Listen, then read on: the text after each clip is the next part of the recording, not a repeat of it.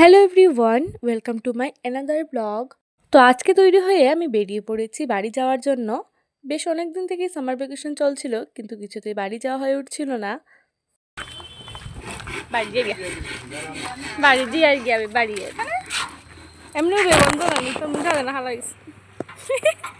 অনেকদিন থেকেই মা বলছিলেন কখন বাড়ি আসবি, কিন্তু আমি কিছুতেই সুযোগ করে উঠতে পারছিলাম না। পড়াশোনার ফাঁকে আমি কয়েকটি টিউশন পড়াই, তো ওদের ছুটি হচ্ছিল না। তাছাড়া আমার ছিল অ্যাডমিশন, তো সব কিছু শেষ করে ফাইনালি আজকে যাচ্ছি বাড়ি। মা বলেছিলেন কিছু ওষুধ নিয়ে যাওয়ার জন্য, তো সেগুলো নিয়ে পৌঁছে গেলাম স্ট্যান্ডে।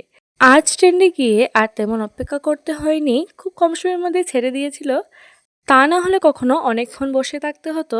বেশ গরমও ছিল সেদিন, তবে জানলার ধারে বসে বাইরের দৃশ্য দেখতে দেখতে আর সুন্দর হাওয়া খেতে খেতে পৌঁছেও গেলাম বাড়ির পাশেই।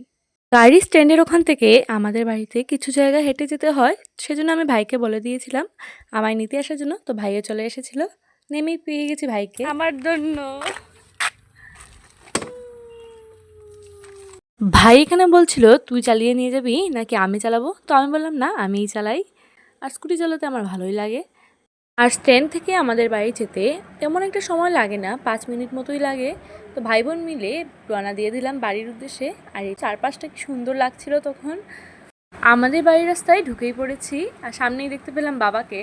বাবাও আসছিলেন কোথাও থেকে কাকুর সাথে। তো বাবার পেছন পেছন আমরাও ছুটলাম। সেই সাথে আজকের ভিডিওটাও এখানেই শেষ করছি। দেখা হচ্ছে পরে আরও একটি ভিডিওতে।